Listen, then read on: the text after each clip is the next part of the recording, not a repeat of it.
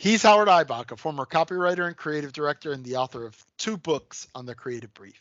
And he's Henry Gomez, an ad agency strategist with 26 years of experience. And together, we're the Brief Brothers, having an ongoing conversation about creative briefs, briefing, and advertising. We're back for episode 61, Henry, and today we are joined by an old friend of mine, Tim Leake. He's the Chief Marketing and Innovation Officer for Reuben Poster and Associates out in Santa Monica, California. We have a great conversation. Let's join him. We're back with another episode with my friend of about 10 years, Tim Leake. And, you know, Tim, I've already forgotten your title. Share us with us again your title at Reuben Poster. It's the Chief Marketing and Innovation Officer at RPA. Chief Marketing and Innovative Officer. I had the pleasure of meeting Tim about 10, 11 years ago when I was living in Jersey City, and Tim was at Saatchi & Saatchi in New York. Yep. And I had the pleasure of meeting one of his colleagues, Neil Ford. I reached out to Neil about, my books to talk to him about that. And I think we met about the same time. Yeah. Maybe at that meeting when I was talking to Neil. Could be. He probably said, "Oh, this is somebody you should talk to," and I introduce think so. me to you. So.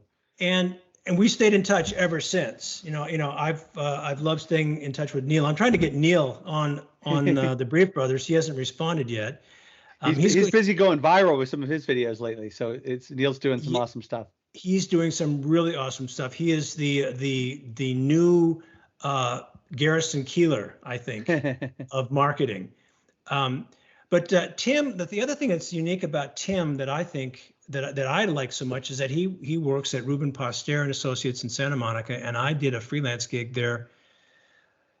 Oh my, it's been 20 some odd years. I was part of the team that launched the Honda Insight. I was there with their direct marketing team. It was a big deal, and our efforts earned a Caples Award, which I was really proud of. So Tim, now this predates Tim. Tim was there, has been there, the last 8 or 10 years? 8 years, yeah. 8 years. So he's come in after I came and went. So fortunately, he has no knowledge of my perhaps questionable reputation while I was there. I don't know. So that's a good thing. I'll ask around, Howard, and we'll find out what. Yeah, please don't.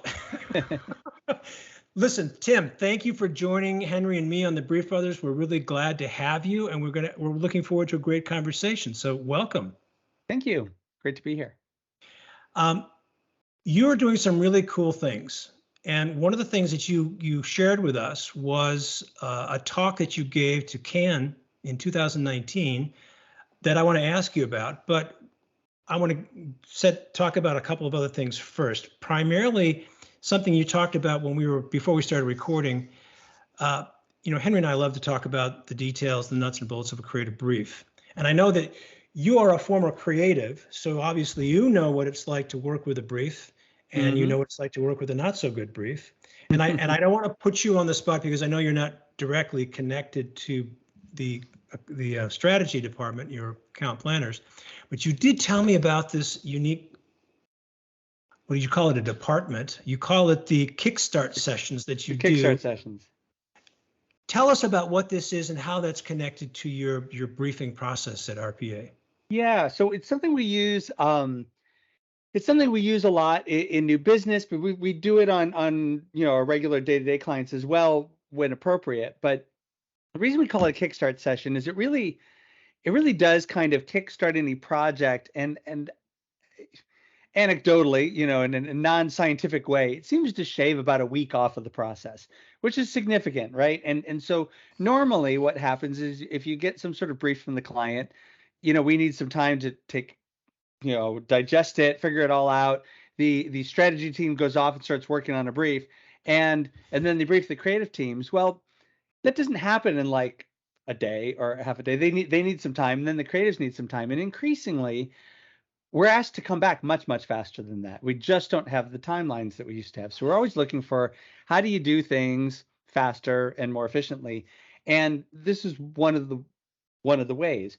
So what we do, and it is inspired a little bit, in between Saatchi when I first met you and RPA, I started speaking with and working with a Swedish organization called Hyper Island that is a digital innovation training group. And so I spoke in their classes for over a decade, and the types of workshops are always very inspirational, and it is very much about moving quickly and generating a lot of ideas and sort of the wisdom of the group and the power of facilitation.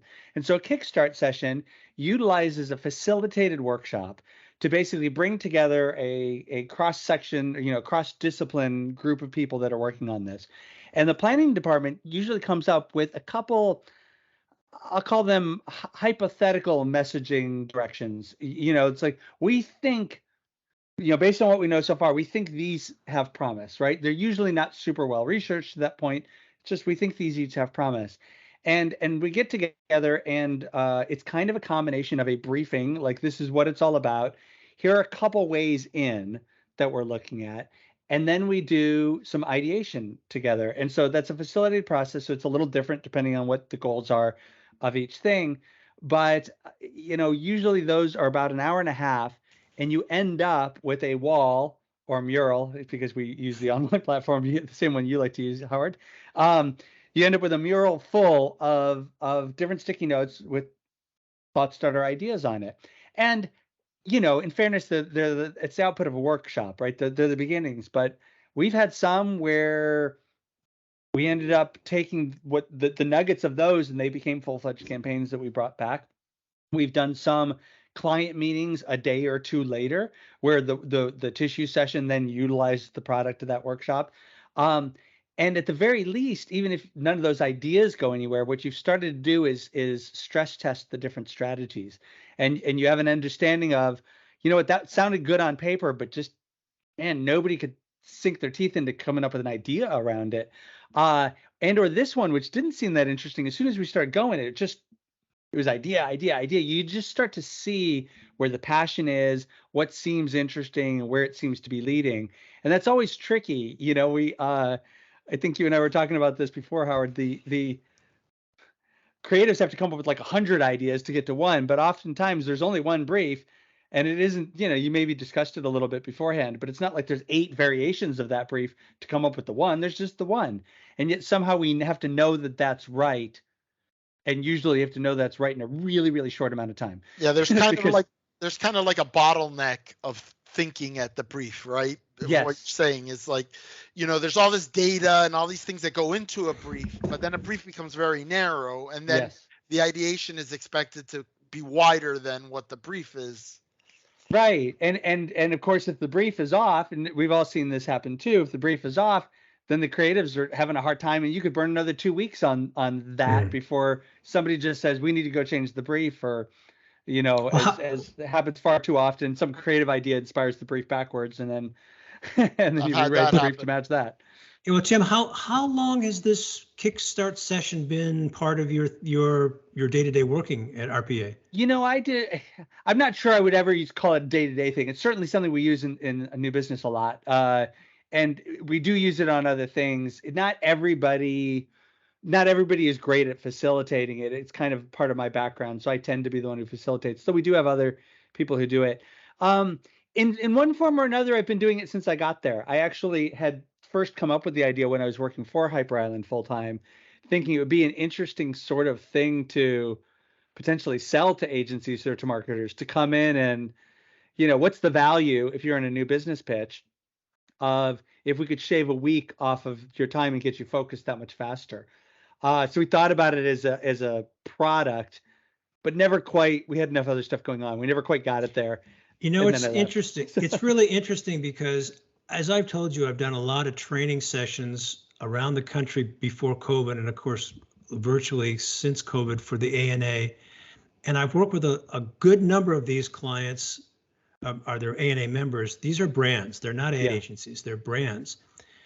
But the number of those brands that have something like this, a Kickstart session, one other that I know of has something they call I'm a little fuzzy on the title, but they've got something like a development lab of something like this, where they pre-test or they pre-brief or they pre-spin ideas to get to a brief.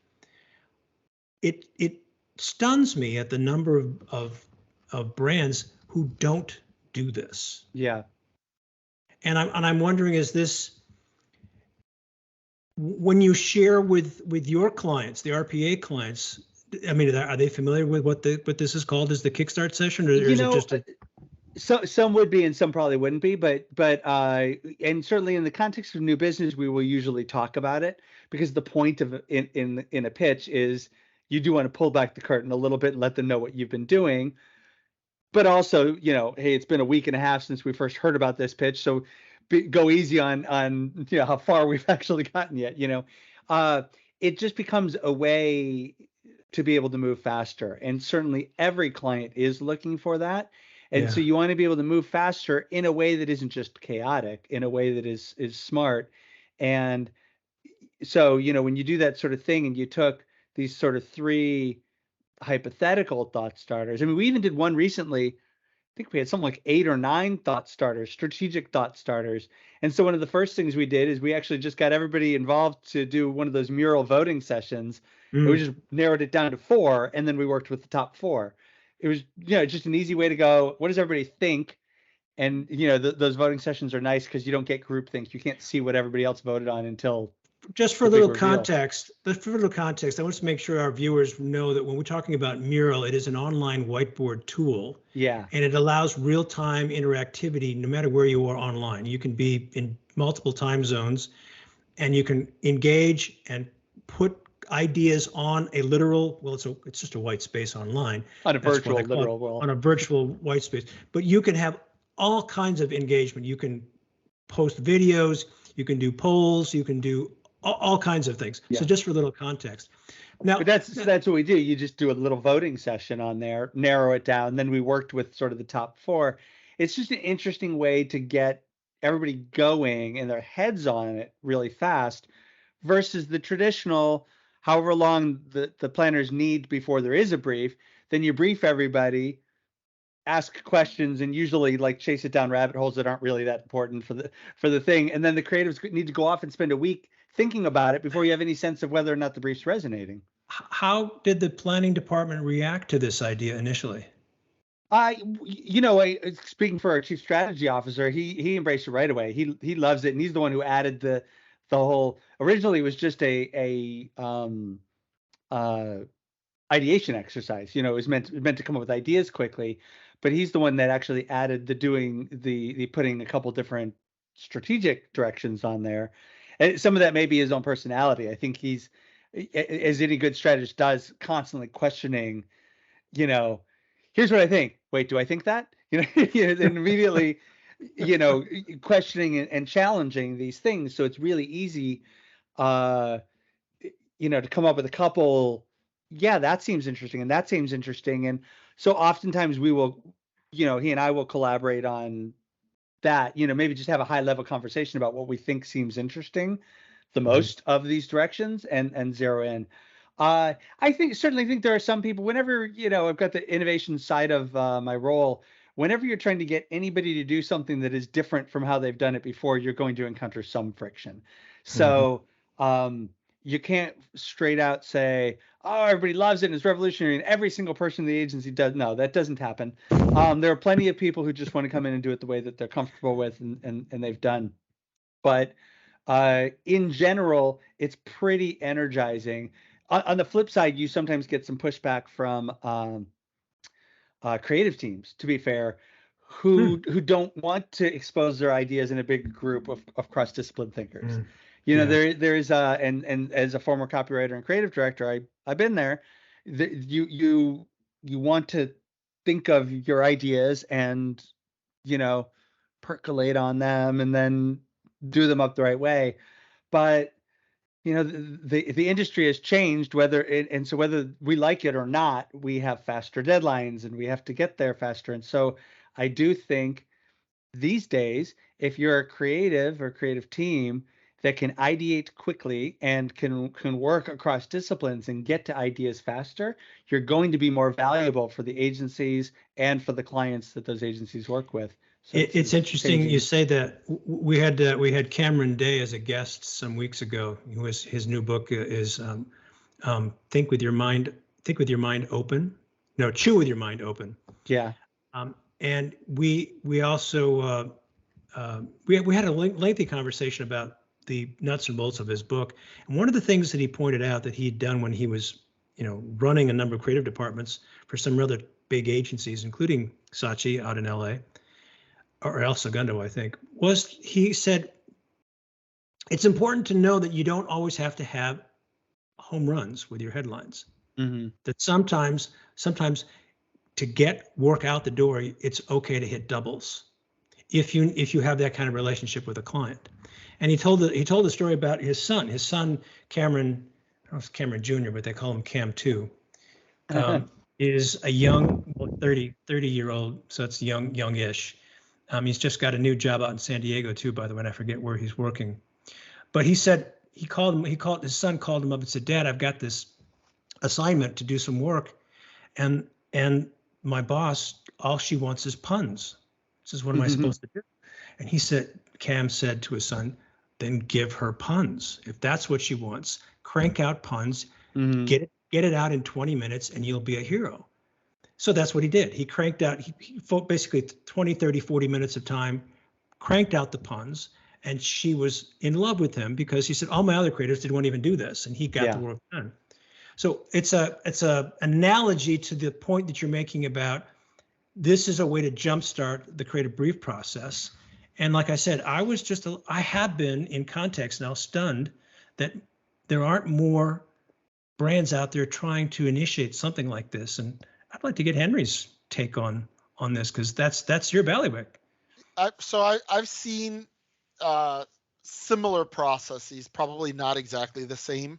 And it's the typical thing with clients is like, in very rare occasions is a process like this codified and permanent, right? Like there might be a person who comes up with, hey, let's do a facilitated ideation session, and it works great. And when that person leaves the company and goes somewhere else, she takes that with her, and there's nobody there. It wasn't codified into something that this is the way that we work, And I don't know that, frankly, that anybody is codifying anything anymore. Like, it's funny because, I'm a big disciple of Mark Ritson, Professor Mark Ritson, and taken a couple of his mini MBA courses. And, I think companies like P&G that discovered and perfected and codified certain ways of working, you don't see that anymore. We're just kind of all at the table with some kind of generally accepted way of thinking the way that things work, and not really like say, this is how we get from step A to step Z, and we have a process for it. And I think that there's somewhat of an aversion in creative industries to have process, but process lets you know where you are, right? And then within that, filling the gap between those spaces, I think, is where the creativity comes in. But that's you're exactly right, Henry. And it isn't easy to document that process, and I think it's not just that it's helpful. It's actually, it helps become a differentiator for agencies. And so we're working on that on a number of levels, and it isn't always easy because especially if people change, as you say, the thinking goes with them most of the time. But then you're also bringing in people, and when they want to start, they don't know what this new process is. They don't know what you're doing. I remember, back when I was at Saatchi in New York, they at the time, the global CEO had put out a book called Love Marks, and they put together a whole Love Marks Academy, I think it was called, Love Marks University, something like that. And I went to this training, and I didn't know what I expected. I'd gone to stuff like that before. I actually thought the training was so fantastic, and there were so many great tools in there. And I was so buzzed and excited about it. And then I remember coming back, and I was talking to somebody else, and they'd been through the training a year before I had, who I was talking to. And I'm like, yeah, I don't know. We just kind of make ads. And I was like, really? We have a real process, or we can go back to, we do it just like every other agency does it, which then leads to our business model problems, and leads to our differentiation problems, leads to our talent acquisition problems. I mean, the whole fact that we aren't good as agencies typically at truly being different, I think, is part of the problem. And so, I don't think at the same time codification has to be complicated. Sometimes they are, but like it's a pretty simple thing. And to share something related that I thought was kind of brilliant that's been sort of making the rounds in social media recently is something that Shy Day had done for years. I was there. I must have predated it because I didn't experience it back in the 90s, but that I know Rob Schwartz and Lee Clow were doing, which they called 5x5, and it was, as a framework goes, it's really simple. It's bring us 5 great ideas. I think there was a qualifier there, not 5 bad ideas, but 5 great ideas by 5 o'clock every day for 5 days, and that was just the routine. It was, there's 5 great ones, great. Doesn't matter whether they're killed or not. You're bringing 5 new ones tomorrow. It's just, you go through that process, and it's fast, right? You have to come up with 5 new ones. It avoids the clinging on to something because you had love for that first one. Again, it might not even be dead yet. It's a different day. You need a different set of ideas. I haven't tried applying that yet, but what I heard is it's great. And I love that process. But that works very well probably within the context of Shy Day and their culture and stuff like that. And so I do think there are things that we can do, and we just, as an industry, we got to be okay with the fact that documenting them and coming up with these systems is actually a good thing for creativity. They're tools. Let's pivot just a little bit. You ran a workshop for the ANA Marketing Futures Committee called "Predicting the Future of Marketing." Tell us a little bit about what that was all about. What you came up with. So that was fun. It was just a few weeks ago, and it's actually a workshop that I've been doing for well over a decade. So at this point, we are now in the future that we were predicting when I first started doing this workshop. And very meta. And it looks exactly the same. We were right. No, not exactly, but some stuff we were close on, some stuff we weren't. It's kind of fascinating to see which bets were correct and which ones weren't. But it's also a deceptively simple workshop that basically what we do is we had a collection of really smart brains, and we basically work on a timeline. So today is 2022. I forgot what year it was there for a second. Glitched out there momentarily. 2022. And it sounded wrong coming out of my mouth, but I think I'm right. And you go back 10 years. So we're gonna sort of spend the first half of the workshop looking backwards at what has happened. What new technological innovations, technological products, platforms, changes have happened over the last 10 years. And it is workshops, a bunch of sticky notes go on the wall, blah, blah, blah, blah, blah, blah. But then we go back and we look at that, not just for what happened, but we look at its effect on human behavior. And we're looking at its effect on people. And so RPA as an agency is a very people-first oriented agency. So that's our perspective through everything. And I really do believe that you can get so blinded by technology because some new technology comes along and it's like, okay, how does this work? We get obsessed with how the tech works, not about how people are going to use it.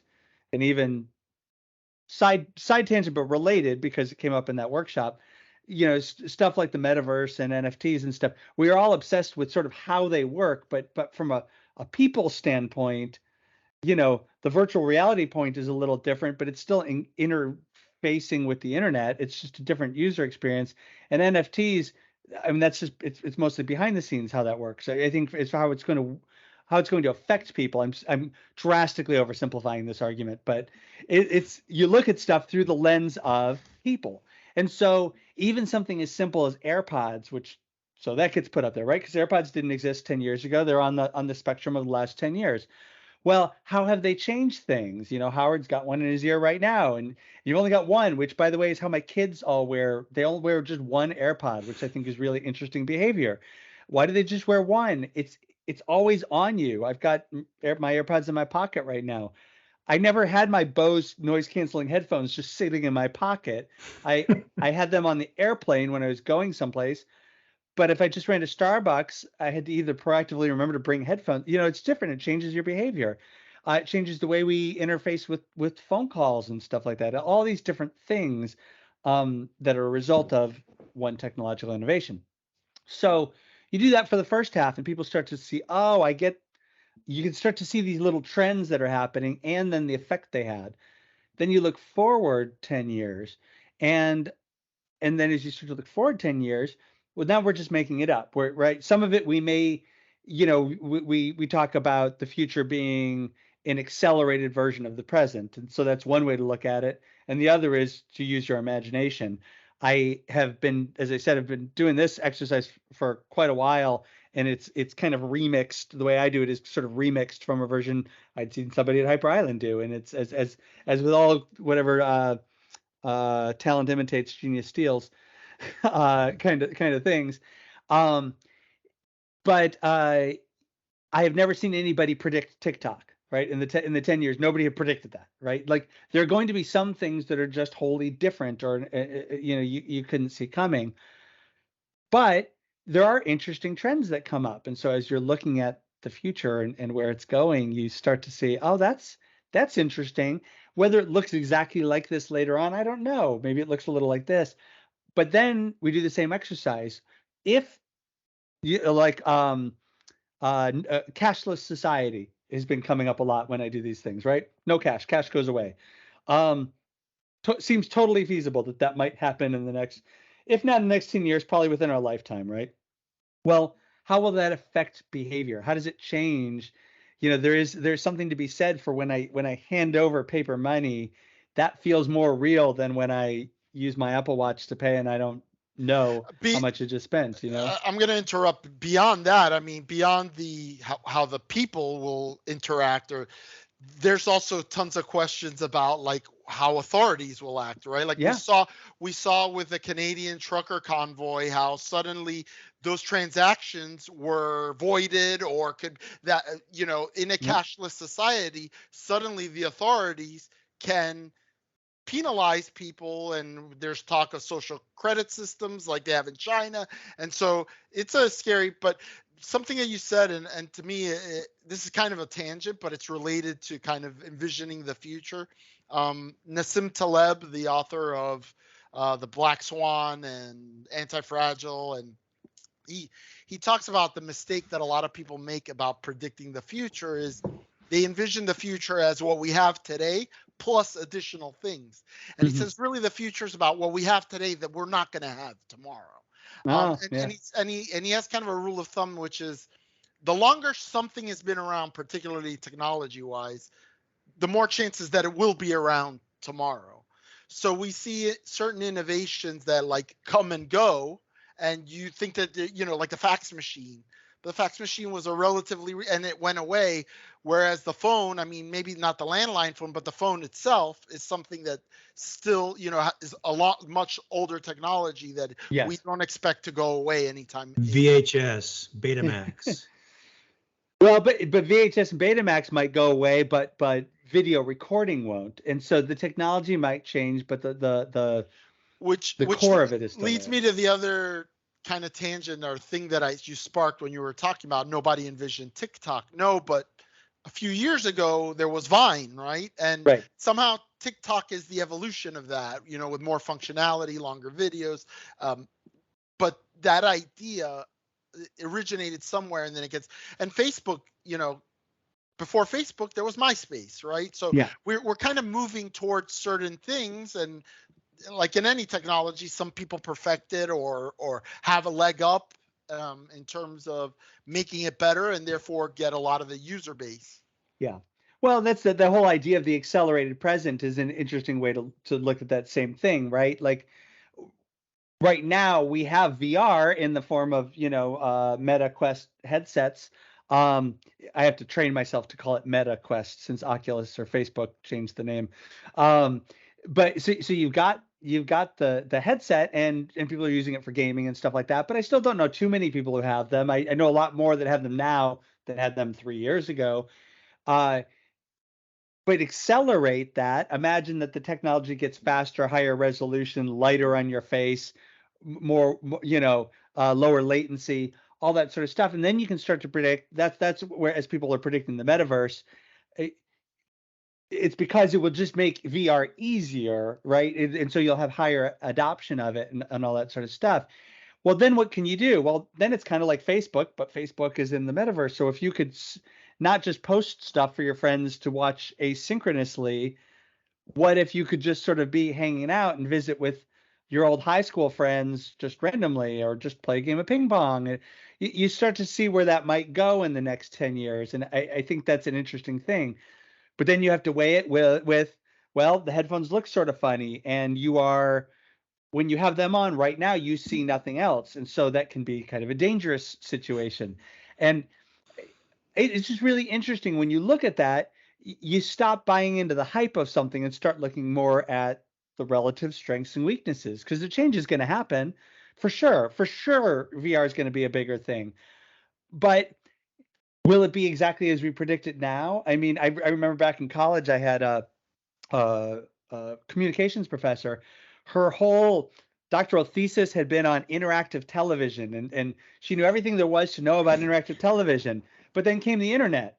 So there never was interactive television. There was just the internet, which kind of just replaced it. Like, you just couldn't have seen that part coming.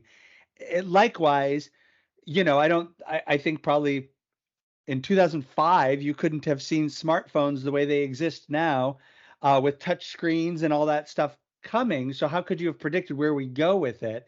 There will inevitably be things that, even within the internet age, right? Like Internet 1.0, as they call it, right? yeah, You couldn't envision the internet of today without broadband, without having the ability to stream much larger amounts of data than we would have thought possible 25 years ago, today. So one technology opens up innovation for another technology, and so the predicting of those dominoes down the road is really where the trick is, right? Or what makes it hard, because you don't know what the next domino that's going to fall is, that's going to open a path for 3 other dominoes.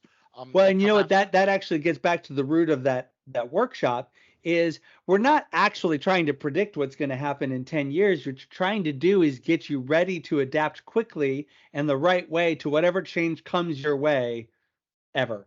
And so it's actually a mindset workshop, because what you want to do is,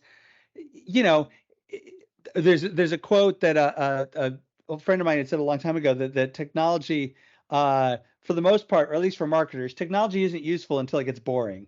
And so, we're looking at, and everybody loves the metaverse, and it's fantastic. But you can't do anything with it practically for most brands right now. People are dabbling in it. They just had the metaverse fashion show, and I related to the Can Talk on Ugly, we'll talk about later. Like, nothing looks good. There's a fashion show with a lot of fashion that does not look good right now. Well, one of the, it's interesting that you say that, because one of the things is, look at what most marketers do when there's a new technology, a new medium, is they want to know best practices. Yes. And best practices can only be developed by someone going out and actually doing it and saying, hey, we had success doing X, Y, and Z. Yep. So, by definition, there will be early winners, but there are also going to be a lot of early losers, people that invested in a technology or some sort of trend and it didn't pan out, or it ended up panning out in a way that was completely different. The fascinating thing is the part about looking back. When you look back, it's easy to say, wow, how things have changed. But as they were changing, humans have this incredible ability to adapt to the change as it happens, right?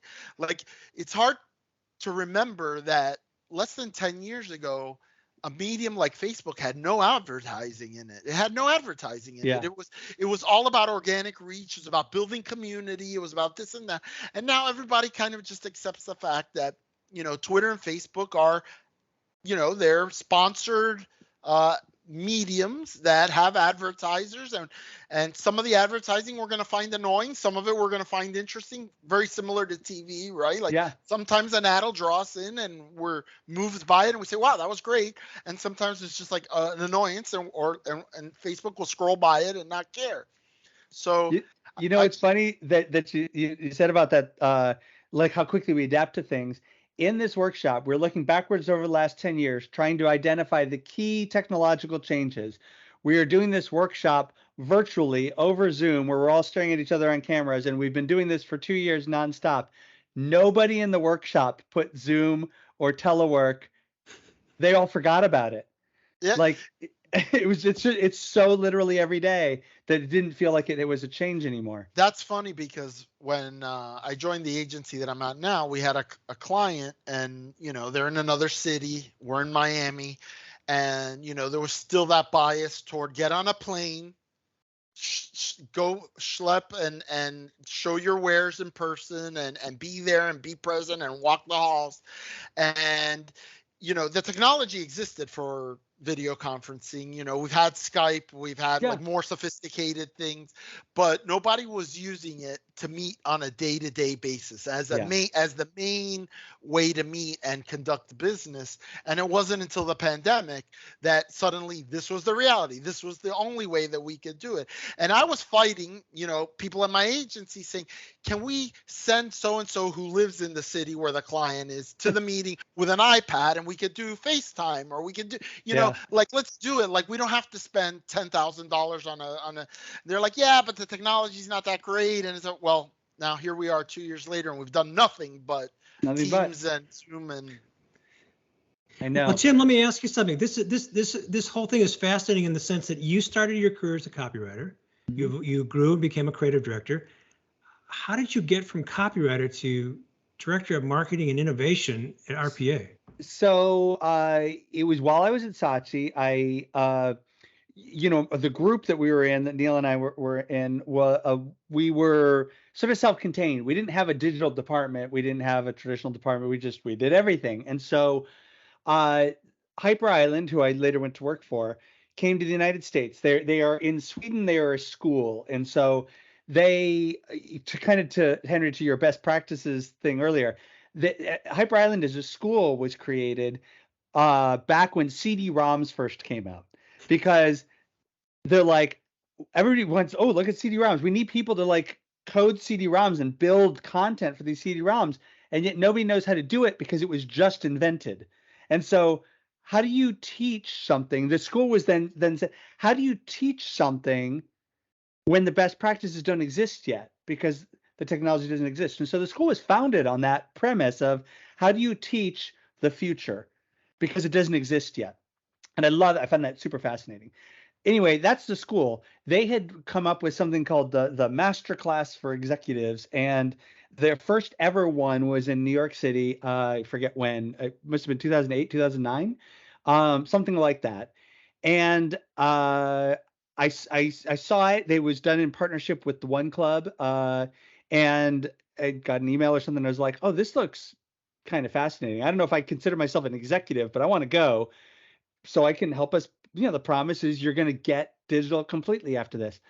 And I really found it to be a life-changing experience. I went and I got it, and I think I was predisposed actually to get digital even better than some people, because I'd grown up the child of two computer programmers. Both my parents were computer programmers. I'd grown up programming. We didn't call it coding back then, by the way. We called it programming when I was a kid. It changed into some cooler word later on. I went to computer camp 2 years. Right. I was like one of those. Yeah. Right. But it was super geeky, right? Everything that I was into as a kid was super geeky and not at all. It's all cool now. Everything, comic books, Japanese animation, and bulletin board systems was all dorky at the time, and now is the future, and actually mainstream entertainment for my kids and all their friends. But so anyway, I went to this. I found it kind of mind blowing. I go, oh, I totally get this. This it all clicked for me, and I could see where we were messing things up. I could see how we could get to the future and all that sort of stuff. And so I started trying to implement as much of that as possible at Saatchi. And meanwhile, of course, that had been the first class that Hyper Island had ever done in the States. And their managing director at the time, my friend Anders, who I met at this class, he just moved to the States from Sweden. And so we would get together in New York for breakfast. And we did that, kind of once a month for a while. We had this sort of regular breakfast meeting going on. And he would ask about how I was implementing it, because, they want to see how it's going. And he invited me to come and do a talk the next time they did a class about implementation. And it wasn't like I had perfected it, because about this worked for me, this didn't work for me. what do you think? Because it's all about testing and learning and trying and sort of a beta mentality.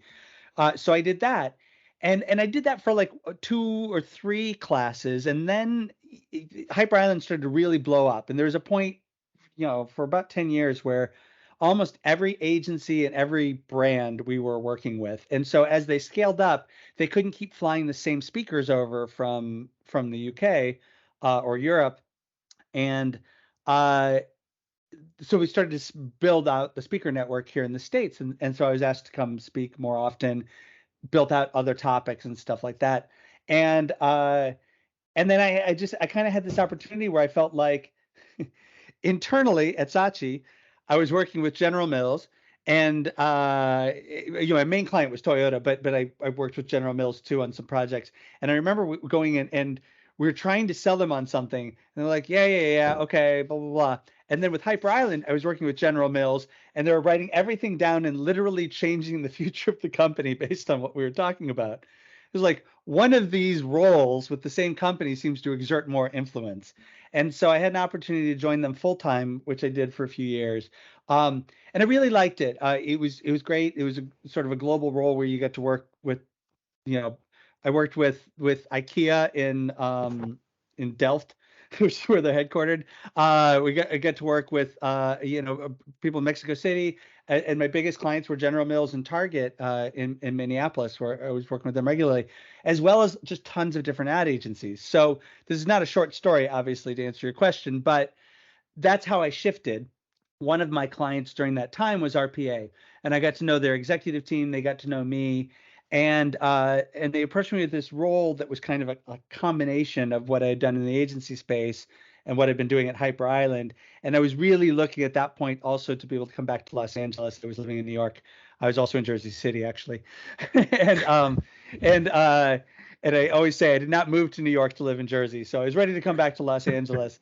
And so it was a really good opportunity to work with some great people, with some great brands, and sort of apply that thinking in a different way. So, well, that's great. And I want to get back to what we started off with, which was your great talk at Cannes about ugly. It really grabbed my attention.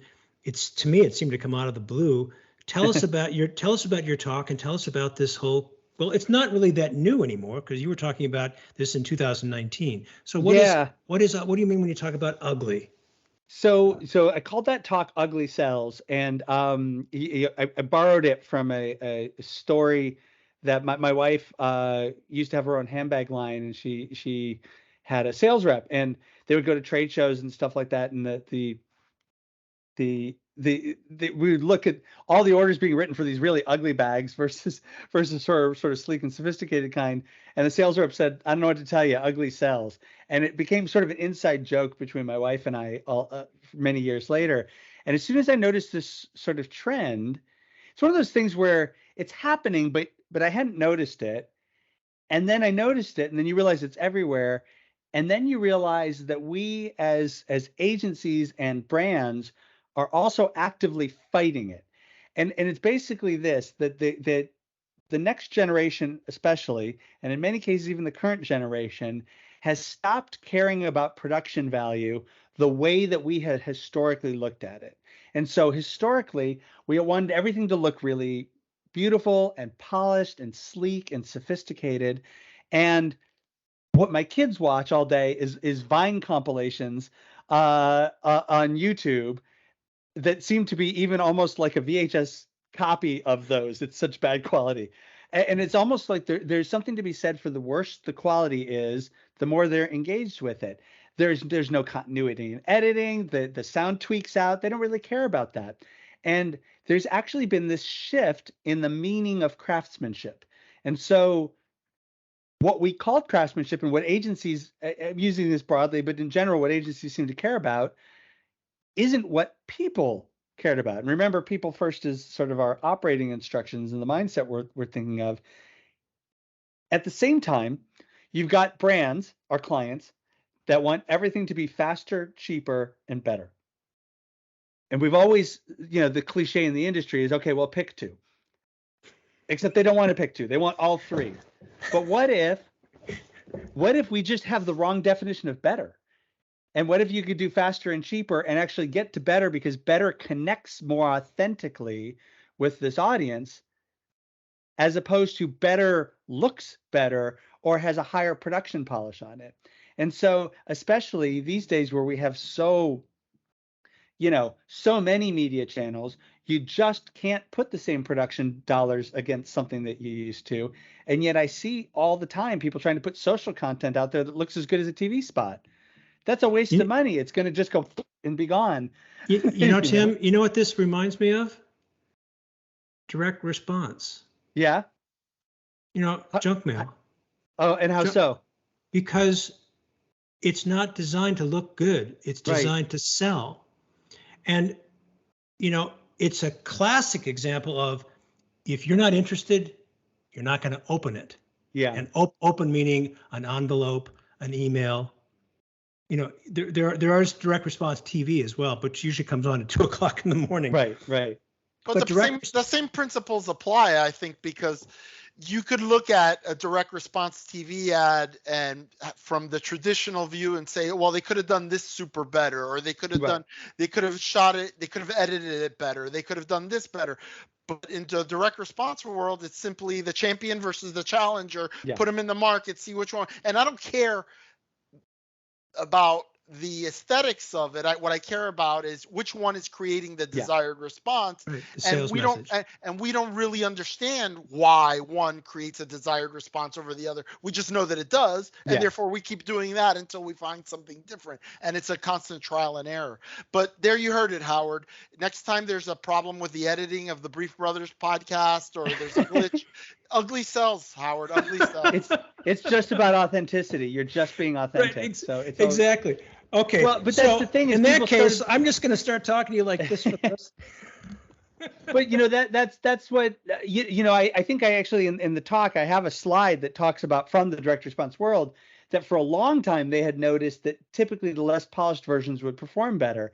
And now I'm talking about applying that same aesthetic to brand building, which is then now really messes with our advertising mindsets, because it's like, well, but how could that be? But the thing is our audience has changed. And the audience now, as soon as you do something polished, what you're doing is sending them signals that this is an ad. And their instinctive response is to skip it. And they just ignore it, or they tune it out, or whatever. They've got so much technology to be able to not pay attention to your ad, so they do. And yet, and my kids are a testament to this, they'll pick up the phone, they'll just stare at TikTok for hours. I do tend to stop them before we get to that point, but they can just watch it. And TikTok is like the poster child of ugly content. Well, what was the Super Bowl spot that broke the internet that everybody was raving about? Right, the QR code. Yeah. And which was the one that the people liked? It wasn't that one. No, that was number 0 or whatever. It was number last in the ad meter, right? I saw an article just recently, and I forget where it was posted, but the headline was something like, why do people hate the ads that we love? We, meaning the ad industry. And it was a recitation of all the spots in the Super Bowl that we in the industry thought were great, and that ranked very poorly on those meters. We've been talking to ourselves for a long time as an industry. And that's not new news, and particularly with a high profile events like the Super Bowl and the award festivals, the audience isn't consumers. It's the jury. It's the other agencies. Yeah. Well, and you can see there's a bit of there's a formula for Super Bowl ads these days, which I think is a shame. It used to be where you went to be really surprised and bowled over by the power of creativity. And now it's like, try to come up with something that's moderately funny that usually has 8 celebrities in it and a really famous song and 22 set pieces. And it's just like, it just had to be big. And that's not nearly as interesting. I mean, I show a clip anyway of the spot that was online content developed for Old Spice by a YouTube creator named Chaz Smith. And it is the funniest thing. If you watch the whole thing, it is just so funny in a million different places. And it's random, and yet there's like 8 product point product message deliverables, it would actually be any client's dream list of getting all the product messages in it, and it was still really funny. And I laughed more watching that one thing than I did probably across 10 of the Super Bowl commercials.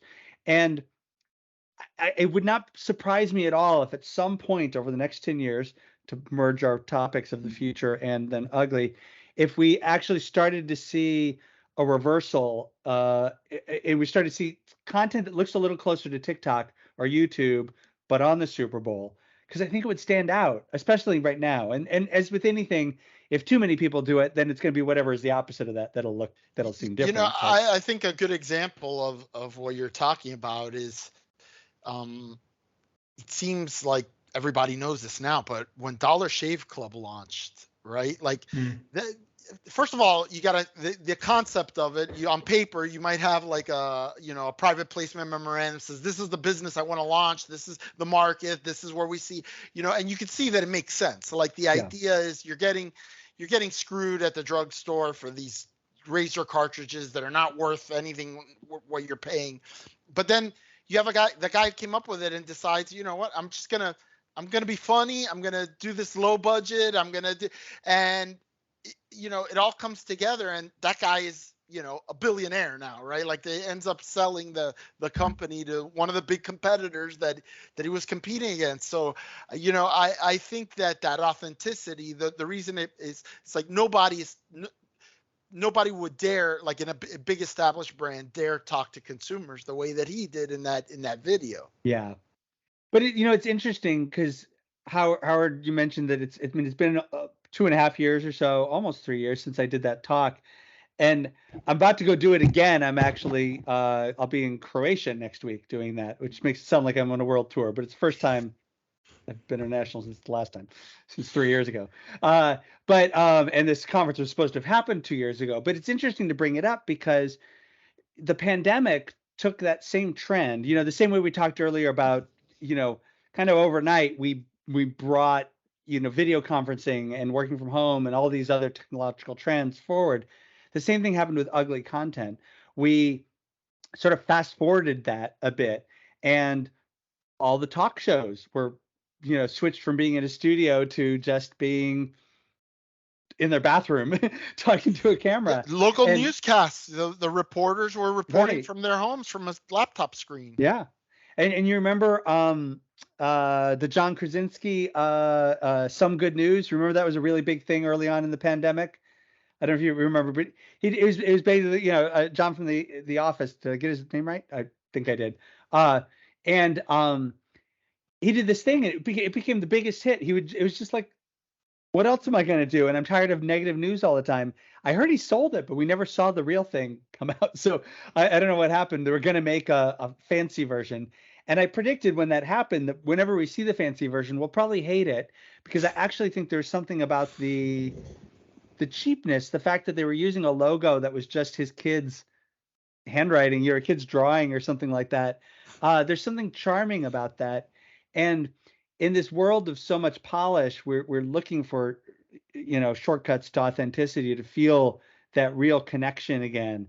And so in the end, the point of that is really not to say that it is going to be one thing or the other, because it won't be. There will always be opportunity where good production value is going to be important and all that. If I have a website and it looks like crap and I can't use it, that's not going to be a good user experience. And if you're going to spend $20 to see a movie, you don't want to. Yeah. Yeah. Blair Witch Project notwithstanding, but there are exceptions. It's been done. But yeah, exactly. There's going to be those things. But the point being that for us as marketers, it's adding to our toolkit, because there's often an orthodoxy that we go, oh no, well, we have to do that right. We have to bid this out to a director. We've got to, you got to do it right because it's what we do.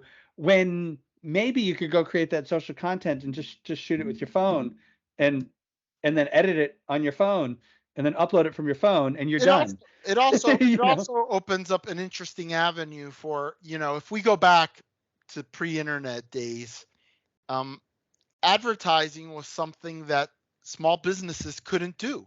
Yeah. Right. It cost too much money to make a print ad or Right. God forbid a TV commercial. You had to reach a certain scale in order to be able to advertise. In this era of, authenticity, now all of a sudden a small business can, and with a pairing of the right brain, to come up with the idea and Yeah. the tools, like you said, you could film it here and you could edit it on the laptop, and it doesn't have to look fantastic. It just has to deliver whatever it is that you're delivering. Suddenly it becomes something. While you were talking, I was thinking about one of the podcasts or video podcasts that I watch is Two Bears, One Cave with Tom Segura and Bert Kreischer. They're two comedians, and they had a little studio in LA. Bert lives in LA and Tom was living in LA, and they kind of had like a semi-professional look to it because they had a studio with a control room and all that. And then Tom Segura moved to Austin, Texas, and while they were building their studio, they were using like basically somebody's house, and they put a black curtain, and instead of the screen with the logo or whatever, they had, like you said, a kid's drawing in the back with like and I don't think they've lost any viewers. Right. It's like, why spend the money on the studio if or do the show isn't about the production values. The show is about how funny these guys are. Yeah. So, yeah, that's the interesting thing. So anyway, that's it's one of those things where I think I was simply observing a trend, and I'm lucky enough to have kids, and sort of just being curious and paying attention to what they're into. They're not into anything slick, and it's whether it's their video games. And Henry, you got kids too. Do they play Roblox? yes, my daughter is obsessed. And Roblox is one of the crappiest looking games I've ever seen, for the modern age. It's not crappy compared to like the old Atari 2600 or whatever, but it's deliberately janky looking, and that's part of the appeal, is they create these huge worlds. I mean, now Roblox is talked about as it's one of the earliest metaverses that we've got. So let me ask you. You bring up an interesting thing in the world of gaming, like Roblox is like janky looking. On the other end of that, there's like, I've gotten recently into sim racing, and obviously the holy grail of sim racing is to make it as realistic as possible, right? Mm-hmm. And I'm wondering if this trend toward ugly is it young people today are okay with ugly, and in 20 years when they're not so young, they're still going to be okay with ugly, or are they going to mature? It's kind of this thing, like there's a way of looking at it, and I'm going to go back to Ritson and when he was railing, 10 years ago about millennials, when everything was millennials don't do this, millennials have a lot more sex. They don't watch TV and they have a lot more sex than we do. But when they're our age, maybe they'll have a lot less sex and they'll be watching a lot more TV. Right. So is it something that over time, as this generation gets older, they'll have a desire for more polished art, more polished entertainment, more whatever, or is it they're going to carry that forever? I kind of am leaning toward, it's contextual based, right? Like, because if you're doing sim racing, you don't want crappy graphics. Right. You want to feel the immersion of believing that you're in that Formula One car or whatever. I do think it's both, but what I think, any new generation, the reason we focus on them is they're just the purest version of what's actually going on with everybody. Like, the thing is for people of my age, I was going to lump us all together, and I don't want to be unfair to anybody.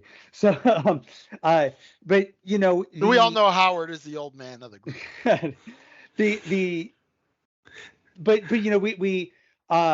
We change, but we've got a lifetime of experiences that you sort of stack on that, right? That said, I bet we all watch YouTube. You're talking about Two Bears, One Cave and stuff like that. And I don't sit around playing Roblox or anything, but I do flip through TikTok, and I like TikTok, and so we've taken some of that. The younger generations are usually just your purest vision of the change that's happening to society. And so while I don't think it's any sort of dichotomy, I don't think it's going to be the future is either ugly or the future is pretty. I don't think ugly is going to go away. Whereas I can't imagine back in the 90s, we would never have put out anything that didn't look immaculate. You just wouldn't do it on behalf of a brand. And there is stuff, I've got examples of it in that presentation that I do, that looks like, yeah, especially I think as a creative back then, I saw a lot of portfolios from people that were destined for a career someplace else. And I saw art director portfolios that were just not good. And now you see stuff released on behalf of brands that looks like that. And as I said earlier, like the metaverse, if you go, Wall Street Journal wrote about it today. It just happened, but this sort of like fashion, it was like Fashion Week in the metaverse or something. I forget what it was called. But they had all these high-end fashion brands, and the way that it looks in the metaverse is like some really janky, weird-looking photo collage of a building with like images slapped on top of it and flat colors. I can't imagine they would have associated their brands with that 10 years ago. No way they would have done it. Yeah, I think the competing interests are the presentation of the brand and being there first and being the innovator, right? Yeah. And so that there's a tension there, right? It's like, what are we willing to accept in terms of how our brand is going to come across in order to get the benefit of being the first brand, to be in the first virtual fashion show that. Henry, I recall that last year, before we started doing a lot of guest interviews like here with Tim, we would do a topic and then we'd do a creative review. And if you recall, we reviewed some TV from Diesel that I think might fit this category of, if it wasn't ugly, it was certainly weird and bizarre. I think there's a lot of that. But, so in addition to the first mover thing, I think there's this reevaluation of the craftsmanship involved in displaying the brand. And that's really what the talk was about, is let's just open our brains to this as one more tool in your toolkit, so that we don't dismiss it outright. Yeah. And so far, it's funny, at this point now, it feels like, is there anybody who just doesn't know this already? And yet every time I share it with people, it still tends to get this, oh my gosh, I hadn't thought about that kind of reaction, which is good. Well, Tim, thank you for opening our brains to your insights. We really appreciate you joining us. Tim Leake, Marketing and Innovation Officer at Rubin Poster & Associates in Santa Monica, California. It's been great having you on The Brief Others. Thank you for being with us. Thanks for having me. Thank you. Good stuff, Henry. Good stuff, Howard. He's Henry Gomez. And he's Howard Eibach. And together we're the Brief Brothers. Till next time, bye-bye.